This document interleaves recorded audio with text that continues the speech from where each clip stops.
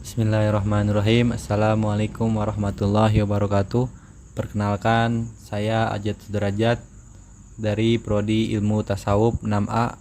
NIM saya 1116036000038. Baik, di sini video ini dibuat dalam rangka memenuhi tugas pada mata kuliah Kodikologi di program studi Ilmu Tasawuf Fakultas Usuluddin UIN Syarif Hidayatullah Jakarta yang diampu oleh Bapak Muhammad Nida Fadlan MHUM. Baik, langsung saja kepada pembahasan mengenai metode dan output penelitian filologi. Dalam penelitian naskah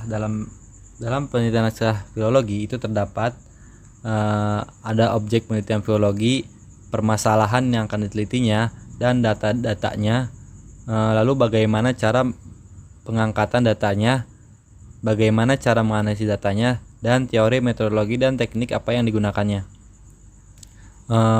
Sebelum kita masuk ke penelitian filologi, alangkah baiknya kita mengetahui pengertian naskah, yaitu peninggalan tulisan yang menginformasikan kehidupan suatu masyarakat pada masa lampau.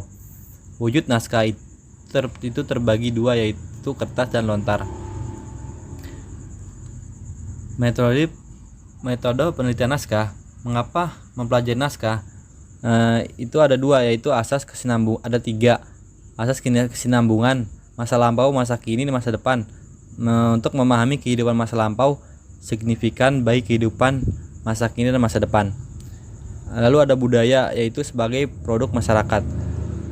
Yang terakhir itu kegunaan. Naskah yang mengungkapkan dan memberi informasi tentang kehidupan masa lampau lebih jelas daripada benda-benda. Lalu apa permasalahan dalam penelitian filologi? Usia naskah, akibatnya itu ada dua, yaitu kondisi fisik naskah. Terdapat kertas rusak, tinta merusak, tinta tidak tampak, tulisan rusak, sistem penulisan sudah berubah. Lalu ada kondisi fisik teks akibat transmisi, mengalami penyalinan tidak pernah setia, penggerogotan atau variasi, yaitu transformasi budaya, transformasi sistem kesastraan, transformasi genre, korup, lakuna, dan terjemahan. Teks ditulis dalam bahasa atau idiom yang tidak kita kenal.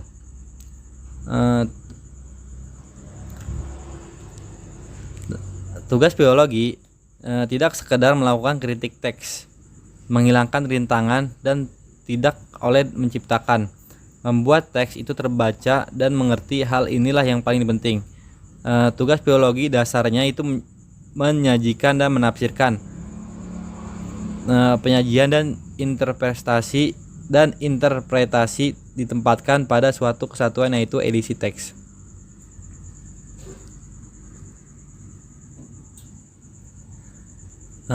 Kita mempelajari kandungan isi naskah karena karya itu ada. Karya bangsa kita tidak lebih rendah dari bangsa penjajah. Karya zaman dulu dapat digunakan pada zaman sekarang sebagai usaha, bentuk budaya nasional, sebagai identitas Indonesia. Kita mulai dengan mempelajari teks dengan harapan kita dapat menemukan sesuatu yang bernilai.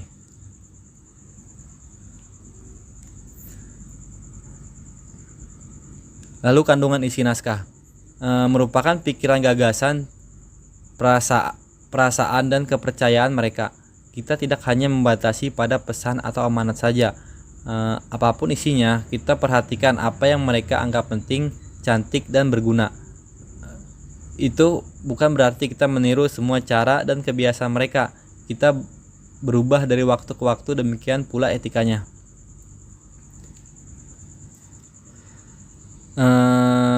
Selanjutnya, lakukan sesuatu yang positif. Warisan budaya itu pantas dihormati sehingga kita mendapat tugas moral merawatnya. Akan tetapi hal itu saja tidak cukup. Naskah bukanlah keris, katanya.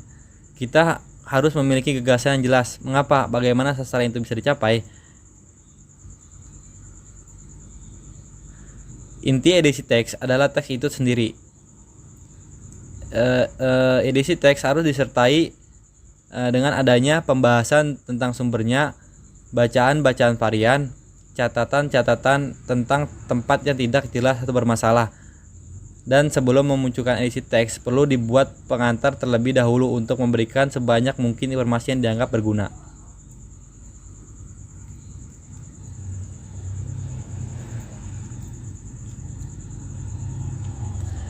Pengantar edisi teks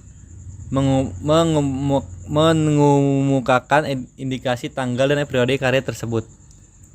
Beberapa petunjuk tentang latar sosial seperti apakah dibuat oleh orang istana, rakyat biasa, atau kelompok agama tertentu. Informasi bagaimana karya itu digunakan dahulu dan sekarang, misalnya dalam upacara keagamaan untuk menghibur dan lain-lain. Metode penelitian naskah. Mempelajari dan meneliti sastra atau filologi tradisi nasional. Tahap persiapannya, yang pertama itu pertama menyusun dan menyiapkan naskah, mengumpulkan sumbernya perpustakaan atau katalogus. Yang kedua, memulihkan dengan cara menelusuri langkah-langkah perbaikan naskah atau transmisi naskah. Yang ketiga, meneliti nilai pengarang, keaslian dan tahun penciptaan, cap pada kertas, tipe cetakan, teknik penjilidan dan setting. Lalu mempelajari masalah proses kreatif dan evaluasi karya sastra.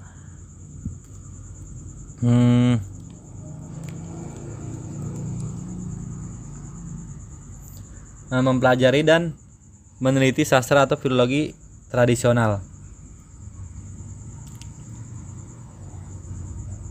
Tahap telaah kritik teks atau proses editing, interpretasi dan penelitian sejarah, paleografi atau studi yang menentukan tahun penciptaan dengan cara memahami singkatan dan istilah kuno, atau klasifikasi atau juga penyusunan silsilah. Baik, sekian pembahasan yang saya sampaikan, semoga bisa bermanfaat. Kurang lebihnya mohon maaf. Wabillahi taufiq wal hidayah. Wassalamualaikum warahmatullahi wabarakatuh. Terima kasih.